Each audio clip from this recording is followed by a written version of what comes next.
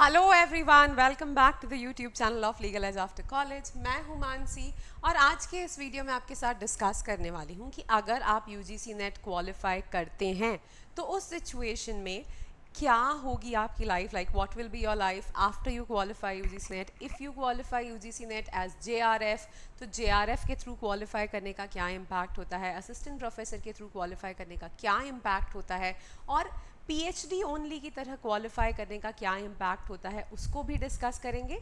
और साथ में ये भी डिस्कस करेंगे कि ये लीगल रिसर्चर जो लोग बोलते रहते हैं कि अगर आपने यूजीसी नेट क्वालिफाई किया है तो आप लीगल रिसर्चर बन सकते हैं, तो होता क्या है ये लीगल रिसर्चर और इसके लिए आप किस तरीके से अप्लाई कर सकते हैं। ठीक, तो शुरू करते हैं ये वीडियो। पर शुरू करने से पहले let me inform you once again about this. तो LEACYT ये हमारा एक कूपन कोड है specially for our YT audience. इस कूपन कोड को यूज़ करके आप हमारे सारे ही कोर्सेज पर 10% डिस्काउंट ले सकते हैं।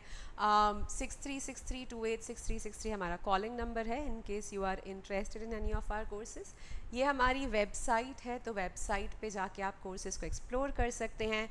सो www.toprankers.com, यहाँ ऑनलाइन कोर्सेज पर जाके LLM प्लस लॉ ऑफिसर के अंदर we have courses for CLAT, ALET, for all kind of LLM entrance exams, UGC NET law. और दिसंबर में अब आपका नेक्स्ट अटैम्प्ट है, उसका कोर्स हमारा ऑलरेडी स्टार्ट हो चुका है, तो अभी भी आप उस कोर्स को ज्वाइन कर सकते हैं अगर दिसंबर वाला अटैम्प्ट देने के बारे में सोच रहे हैं तो। ठीक है, चल शुरू करते हैं कि असिस्टेंट प्रोफेसर की तरह अगर आप यूजीसी नेट क्वालिफाई करते हैं तो उसका क्या मतलब होता है। अगर आपने असिस्टेंट प्रोफेसर की तरह यूजीसी नेट क्वालिफाई करा है, दैट मीन्स कि आप एलिजिबल हैं कि आप लॉ फैकल्टी की पोजीशंस के लिए अप्लाई कर सकते हैं। और साथ में ऑफ कोर्स आप यहाँ पर PhD के लिए भी इस रिज़ल्ट के बेसिस पे अप्लाई कर सकते हैं। अगर आपने PhD ओनली के लिए क्वालिफाई करा है तो इस सिचुएशन में आप सिर्फ PhD के लिए एनरोलमेंट के लिए एलिजिबल होते हैं। इसका क्या मतलब होता है? इसका ये मतलब होता है कि आपको किसी भी कॉलेज से अगर PhD करना है तो आपको वहाँ पर उस कॉलेज का एंट्रेंस एग्ज़ाम देने की ज़रूरत नहीं पड़ेगी, राइट।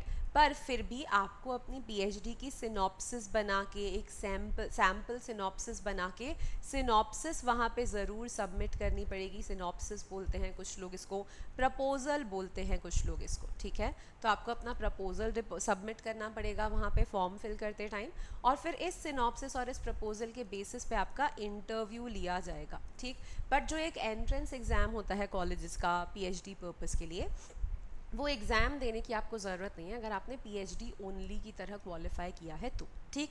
पर PhD ओनली क्वालिफाई करने का मतलब ये नहीं होता कि आपको कोई जॉब मिल जाएगी, नहीं। अगर आपको कोई जॉब चाहिए तो आपको मिनिमम असिस्टेंट प्रोफेसर के लेवल पर UGC नेट को क्वालिफाई करना पड़ता है। और असिस्टेंट प्रोफेसर के लेवल पे जब आप क्वालिफाई करते हैं तो हाँ, आप PhD करने के लिए तो ऑटोमेटिकली एलिजिबल हो ही जाते हैं। बट अगेन वही कि एंट्रेंस एग्जाम नहीं देना पड़ता, बट सिनॉप्सिस और प्रपोजल देना पड़ेगा, which will be followed by an interview. And आप किसी भी यूनिवर्सिटी में और कॉलेज में अक्रॉस इंडिया अप्लाई कर सकते हैं फॉर टीचिंग पोजीशंस, ठीक है। तो यहाँ पे इमीडिएट एम्प्लॉयमेंट ऑप्शन आपको मिल जाता है, क्योंकि टीचिंग पोजीशंस में, टीचिंग में हमेशा कहीं ना कहीं वैकेंसी देखने के लिए हमें मिलती ही है, ठीक।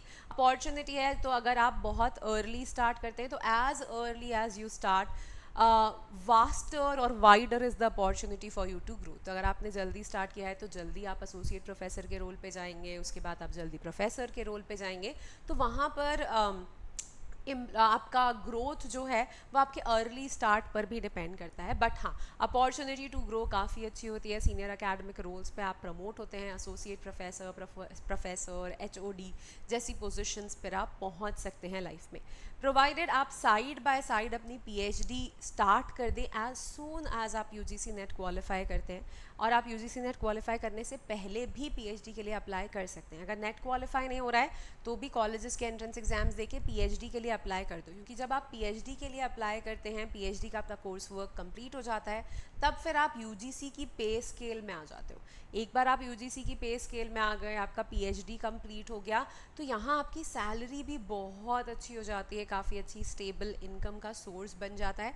वर्क लाइफ बैलेंस जो चीज़ लोग कॉरपोरेट लॉज में, लॉ फर्म जॉब्स में ढूंढते रहते हैं, वो चीज़ आपको इस जॉब में गारंटीड मिल जाएगी, आपके पास फैमिली के लिए टाइम है, वर्क के लिए टाइम है, पैसा भी अच्छा है, तो हर तरीके से काफ़ी अच्छा रहता है। बस अगर आपको ग्रोथ की अगर हम बात करें तो हाँ, आपका पीएचडी कंप्लीट हो जाना चाहिए, एज सून एज पॉसिबल अपना पीएचडी कंप्लीट करिए, क्योंकि पीएचडी कंप्लीट होने के बाद ही फिर आप प्रमोशन के लिए एलिजिबल होते हैं, ठीक।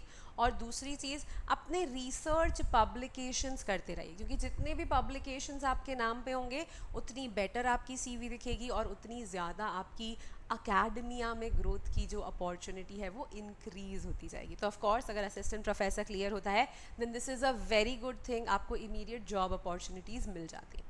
अब बात करें कि अगर जेआरएफ क्लियर होता है, तो जूनियर रिसर्च फेलो अगर आपने क्लियर किया है तो हर इंसान जेआरएफ क्लियर नहीं कर पाता। Only top 6% of UGC net scorers, वो लोग जिनके टॉप 6% में स्कोर्स आते हैं, सिर्फ वही जेआरएफ क्वालिफाई करते हैं। जेआरएफ क्वालिफाई करने से हाँ, आप पीएचडी के लिए एलिजिबल हो जाते हैं, साथ में आप असिस्टेंट प्रोफेसर बनने के लिए भी एलिजिबल हो जाते हैं, और आपकी जो प्रोफाइल है वो एक बहुत स्ट्रॉन्ग एकेडमिक प्रोफाइल की तरह काउंट करी जाती है। यहाँ पर जेआरएफ के बाद अगर आप फुल टाइम पीएचडी परस्यू करते हैं तो गवर्नमेंट आपको मंथली स्टाइपेंड देती है, जो यूजुअली 37,000 से 42,000 45,000 के बीच में होती है। ये स्टाइपेंड आपको मंथली सिर्फ पीएचडी परस्यू करने के लिए दी जाती है, और ये 5 साल तक के लिए दी जाती है। तो 5 साल तक आप अपनी पीएचडी कंप्लीट कर सकते हैं। अगर आप फुल टाइम पीएचडी कर रहे हैं तो आपको ये स्टाइपेंड मिलती है। हाँ, आप इस फुल टाइम पीएचडी के साथ पार्ट टाइम टीचिंग जॉब कर सकते हैं, तो अगर आप चाहें तो कहीं पार्ट टाइम टीचिंग जॉब भी आप कर सकते हैं। ये एक फोकस्ड रिसर्च अपॉर्चुनिटी होती है। इसको जेआरएफ के बेसिस पे आपके पीएचडी एडमिशन्स तो बहुत इजी हो ही जाते हैं, पर उसके बाद जैसे ही आप पीएचडी एनरोल कर लेते हैं तो उसके बाद आपका अकेडमिया में जाना भी बहुत इजी हो जाता है। जो भी देखता है कि आपके पास जेआरएफ क्वालिफाइड यूजीसी नेट है, वो आपको नेक्स्ट लेवल मतलब ज़्यादा ही इंपॉर्टेंस देता है, ठीक। This is good. अगर आप अकेडमिया को एम कर रहे हैं, थिंक टैंक्स में जाना चाहते हैं, पॉलिसी इंस्टीट्यूशंस में जाना चाहते हैं, हर चीज़ के लिए अच्छा है। काफ़ी स्ट्रॉन्ग रिज्यूम क्रिएट हो जाता है जेआरएफ क्वालिफाई करने से, यूनिवर्सिटी फैकल्टी के लिए भी, एडमिनिस्ट्रेटिव रोल्स के लिए भी। तो अगर यूजीसी नेट को सच में टारगेट कर रहे हो तो फर्स्ट टारगेट हमेशा जेआरएफ ही रखना, मतलब कोशिश तो आपकी जेआरएफ क्वालिफाई करना ही होनी चाहिए, पर फिर अगर असिस्टेंट प्रोफेसर भी क्वालिफाई हो जाता है तो अच्छी ही बात है, उसमें भी कोई परेशानी नहीं। अब ये जो बार बार लोग कहते रहते हैं कि लीगल रिसर्चर बन सकते हो, लीगल रिसर्चर बन सकते हो, इसका मतलब क्या है? तो अगर आपने यूजीसी नेट या जेआरएफ क्वालिफाई किया है तो इन क्रेडेंशियल्स के बेसिस पे आप लीगल रिसर्चर की पोजीशंस के लिए अप्लाई कर सकते हैं। तो कुछ थिंक टैंक्स होते हैं, लीगल ऑर्गेनाइजेशंस होते हैं, कमीशंस होते हैं, मिनिस्ट्रीज़ होती हैं, वहाँ पे लीगल रिसर्चर्स की पोजीशंस आती रहती हैं, वैकेंसीज आती रहती हैं, तो उन वैकेंसीज़ के लिए आप यहाँ अप्लाई कर सकते हैं, ठीक है।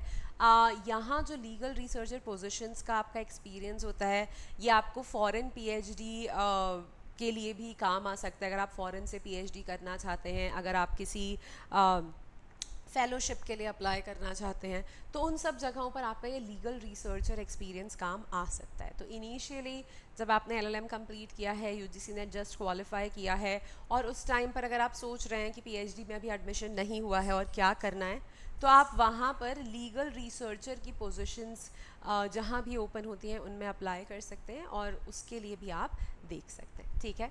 तो आई होप इस वीडियो के थ्रू ये ज़रूर समझ में आया होगा कि पीएचडी ओनली, असिस्टेंट प्रोफेसर और जेआरएफ में क्या डिफरेंस होता है, और लीगल रिसर्चर जैसी पोजीशन के लिए आपको कब जाना चाहिए। तो लीगल रिसर्चर जैसी पोजीशंस जो होती हैं ये यूनिवर्सिटीज़ में भी होते हैं, यूनिवर्सिटीज़ के भी अपने अपने क्लिनिक्स होते हैं, रिसर्च क्लिनिक्स, वहाँ पे भी लीगल रिसर्चर की पोजीशंस होती हैं, तो उनके लिए भी आप अप्लाई कर सकते हैं, ठीक। I hope guys this video was useful for you. If you are interested in our courses, I think you already know toprankers.com पे जाना है, ऑनलाइन कोर्सेज में जाके ये पूरी एक लिस्ट है हमारे बैचेस की, इनको आप एक्सप्लोर कर सकते हैं। LEACYT कूपन कोड है, एडिशनल डिस्काउंट के लिए उसको यूज़ कर सकते हैं। These are our social media handles, so in order to keep yourself updated for any kind of upcoming exams, tips, motivation, all of that, उन सब के लिए इन चैनल्स को फॉलो कर सकते हैं। यूट्यूब चैनल है, please like, share and subscribe. This is our website, this is the email address 6363286363, this is the calling number. I hope this video was useful for you. Please like, share and subscribe. Take care of yourselves. Bye bye.